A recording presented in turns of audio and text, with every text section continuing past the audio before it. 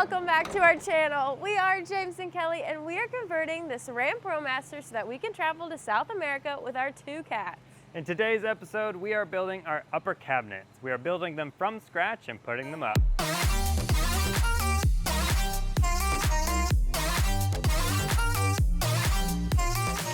If you can't tell, we are in a new space. It is the middle of June now, and it's getting above 90 degrees every single day. It was getting pretty miserable for us to work outside, and luckily for us, we have a contractor friend who has an indoor workshop, and he's allowing us to use it. We're using this sweet workshop to build all of our cabinets, and we're starting with our upper cabinet. This is our cabinet that'll be going right above our window. I'm building the face out of 3/4 inch birch plywood, and I'm just using pocket screws to attach it all together. We've ripped a bunch of 3/4 inch plywood into 1.5 inch pieces, and that's pretty much going to frame all of our upper cabinets and even frame out our lower cabinets as well. The next cabinet that we are working on is our upper cabinet that will go above our stove. It's going to be a little bit longer in height than the one that will be above our couch because we're not going to have to worry about hitting our heads on it. Our width of the cabinet is going to be 24 inches, so we have a total of 75 inches of cabinet space that will be on the driver's side. One upgrade that we get by using our friend's workshop is a better pocket hole jig. I have this one, which is like a self-clamp one, where you have to have your own clamp and clamp it onto the wood. He has one that's kind of mounted on the table, where you can put your piece of wood in, close the clamp, do it, undo the clamp, and you're done. You don't have to fiddle with fixing this every single time.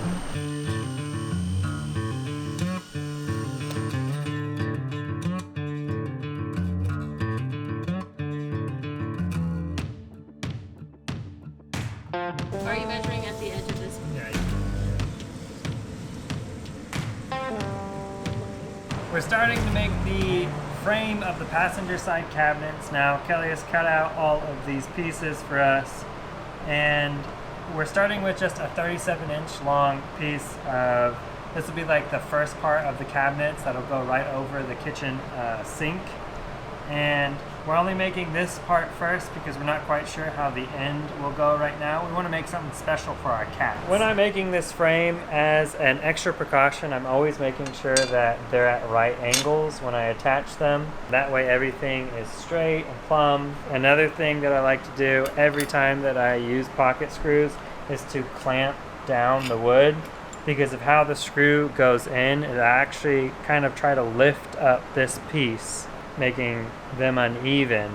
So I clamp both of them down on the table. That way there's no way that the wood can lift up.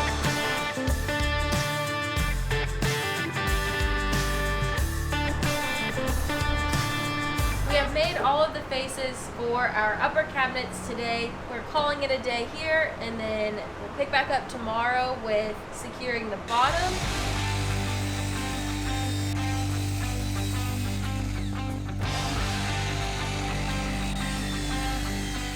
Today I have cut out the side pieces, and we're starting them off as just a square. The plan is to set it up like this. We have a side, and then we're going to cut off this corner, and on this corner I'm going to attach a piece of wood that will span from one side to the other.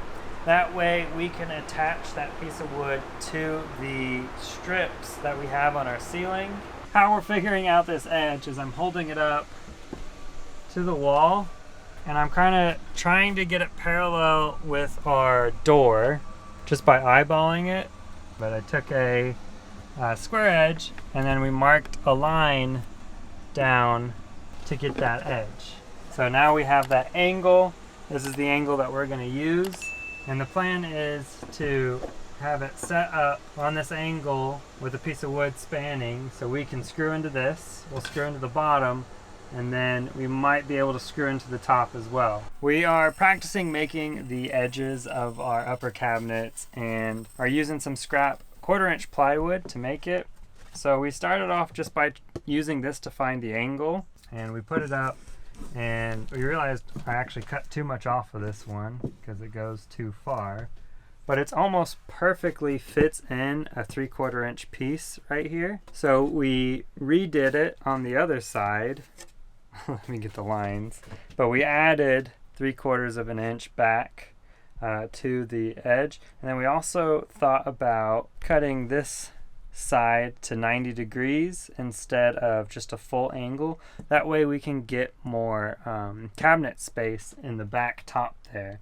While we were testing our side pieces for our upper cabinets, we realized that it would probably be best if we also put up the face and the base of our cabinets. To put together the face of our cabinets and the base board, we are using pocket hole screws and glue, and we're also using these parallel clamps so we make sure everything's held tight together, and these also make sure that they stay at a right angle.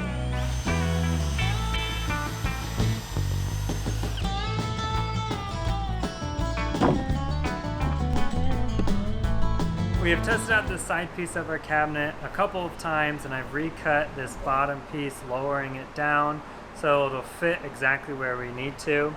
And now we've marked exactly where our cross piece that's going to attach to all of our 2x2s on our ceiling is going to be.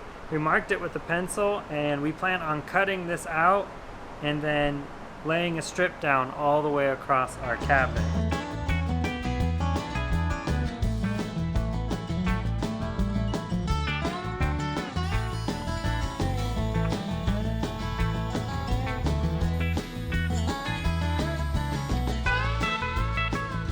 After testing a lot of times our upper cabinet to make sure that it works perfectly, we finally managed to get the correct cuts for all of our side supports.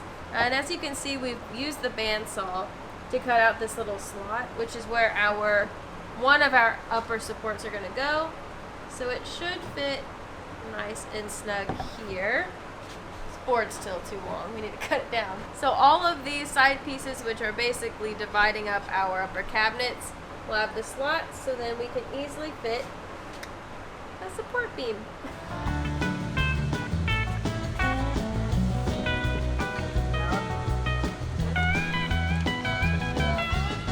That fit great. So now we just need to figure out how we're going to put a backing onto it as well. Yeah, okay.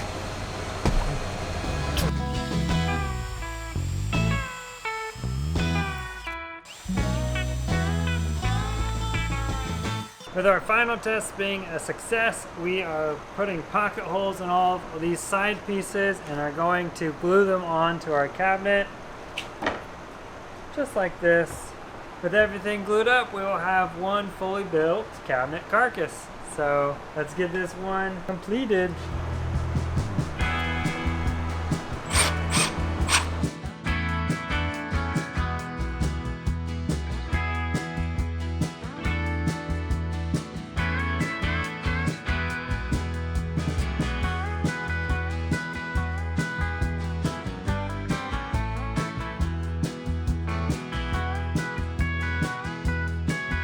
Perfect.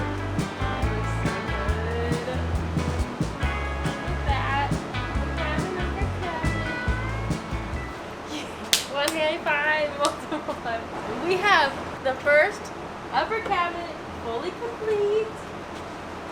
We have a whole upper cabinet.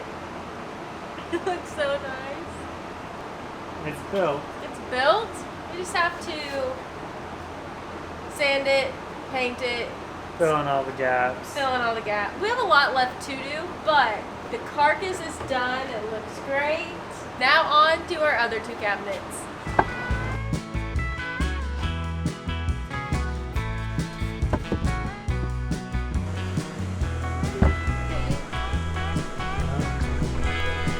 We're working on our cabinet now that goes above our sink, and it's going by much faster because we used the ones that go above our couch as a template. So since we already have the angle, we just cut that in, measured it up, and then made any adjustment cuts that we needed. And now we're already on to cutting out the notch for our piece of wood that goes across all of them. This time it really only took us like maybe 20 minutes of holding it up there before we were ready. So getting that template done was just a huge time saver.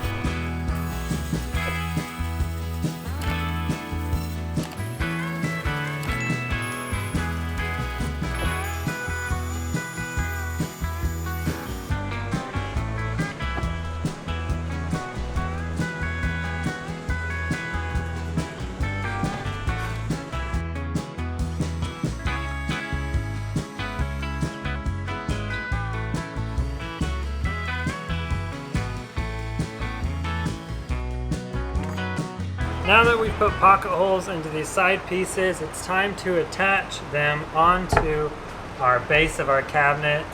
How we're doing that is we are lining them up with the edges. I'm using a right angle to make sure everything stays at perfectly right angles. And then I'm using these parallel clamps to hold everything in place. So for all of our pocket holes, we needed to get screws, and we found this awesome Craig jig screw kit from Amazon, and it has all of the screw sizes that we need. So we're using 1-inch screws that are used for socket.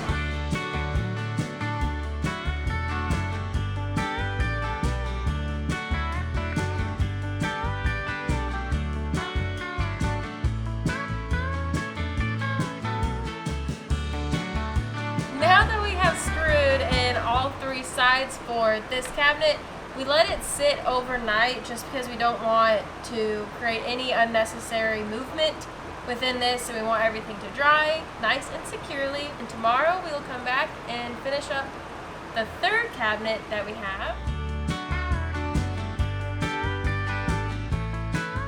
For our upper cabinets, we need to fill in all of the pocket hole gaps. And how we are doing it is we just have some pocket hole plugs. James cut them down to size, and they fit nice and snug right into the pocket hole. Once the wood glue dries on all the pocket holes, we're going to go through with wood filler and fill in any gaps, and then sand it down really good. And then it's time to paint and polish.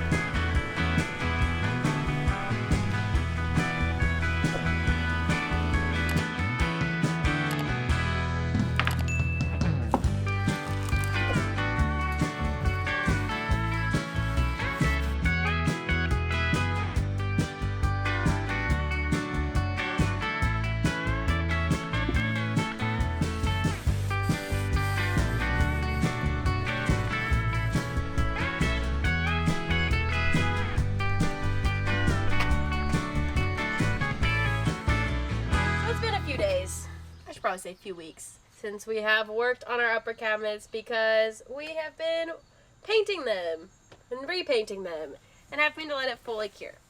But we are back and ready to finally install our upper cabinets on our driver's side. We're putting in our cabinet that goes above our window first, and of course above the stove. They have to be installed at the same time because of how we're installing them. Before we do that, we need to put an electrical box that'll go into this far right cabinet. It'll kind of go right here. And we'll also need to drill holes for wires to go through, because our inverter will be here, and as well as our, what is it called? Starlink.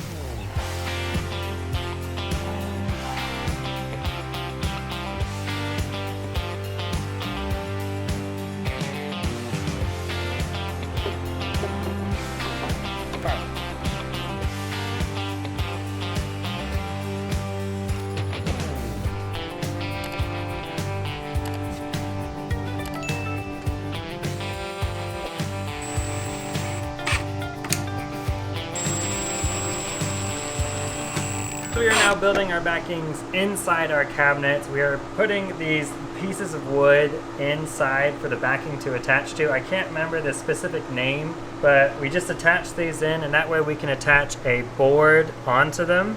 It does take away space inside our cabinets, but we think that it's worth the time saving. It's pretty easy to make these pieces of wood. We just measured the inside width and then cut a square of pine, which is 3/4 by 3/4, to the length, and then also to the side lengths that we want. For this specific one, because we have one of the metal ridges on the roof that come in right here, we're actually curving or not curving, but angling this one up to this piece of wood. So I cut some angle pieces in, and they'll just sit in like that. And the backing board will attach to this and go down to this bottom.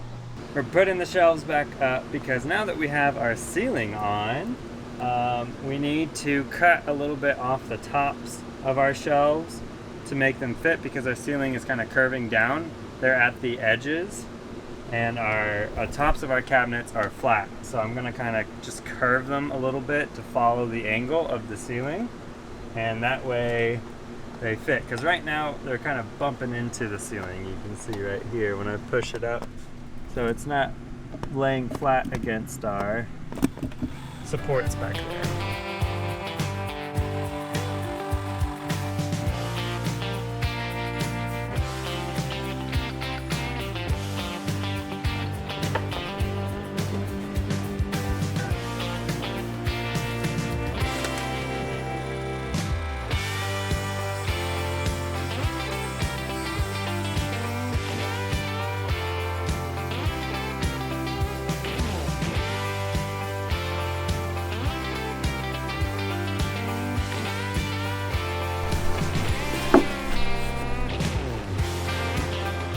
To put in our upper cabinets, we're going to have 3 main points of contact. The first is the wall at the bottom of the cabinet. We're going to be using our walling to carry all the weight that sits in the cabinet. The next point of contact is the structural supports that we glued onto our ceiling at the angled areas. We'll be able to screw directly into these. The last point of contact is on our ceiling. We'll be screwing into our furring strips and not just our ceiling, because our furring strips will be the strongest point. We're going to be using some L brackets and also a trim piece that will hold the cabinet in and stop it from falling out.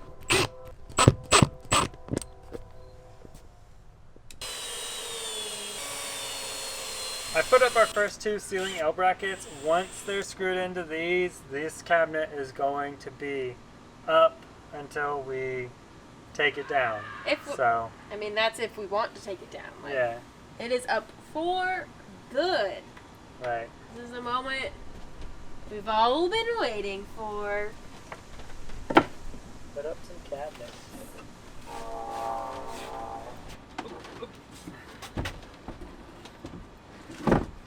On it? Mm-hmm. All right.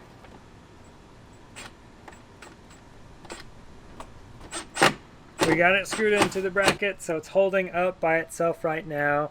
Our next step is to put in some screws into this back piece to go into these angled supports. We did notice that it's not touching the wood firmly like it was when we first fitted it. I think that's just because a combination of things, adding insulation in our ceiling. So I'm just going to shim a little bit in the back so it can compress, and that should still be strong enough.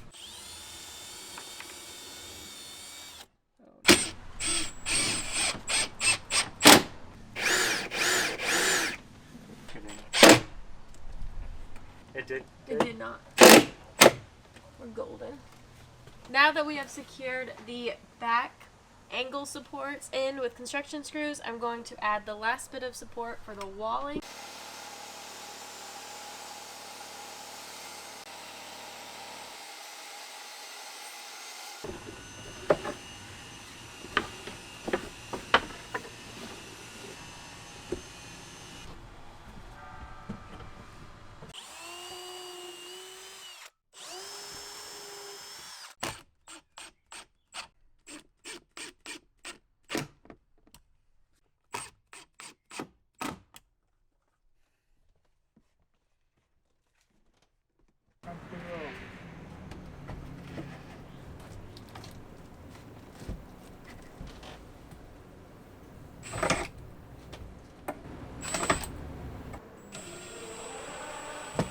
Since we know that our first one is fully secured, for this second one, I'm going to put in a screw that will attach these two together.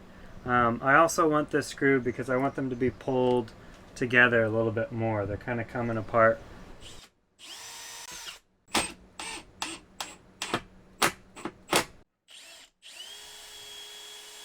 Our cabinets for our driver's side are up right now.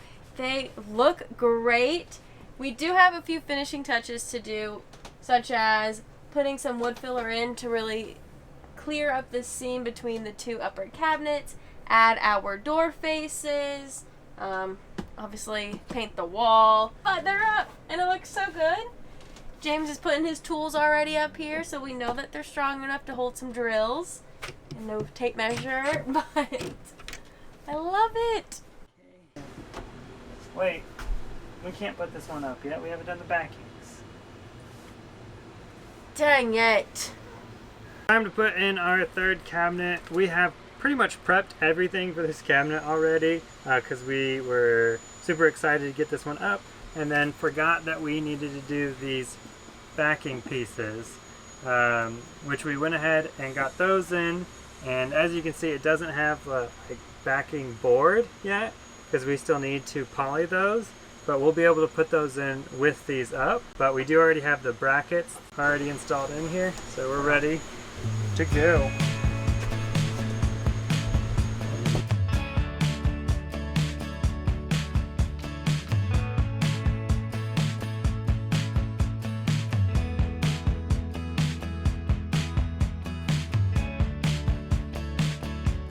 I love it. Love it. We have 3 of our 4 upper cabinets finished and hung up.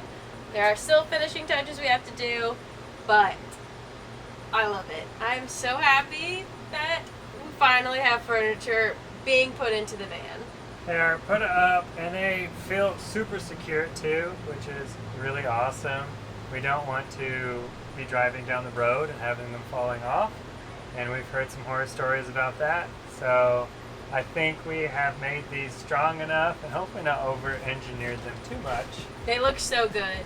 We still have to build this 4th upper cabinet because we were waiting to see how it was all going to attach together. Since that will be a cat upper cabinet, so it needs to be strong enough for a cat to be in it. 3/4 cabinet's done. Let's go.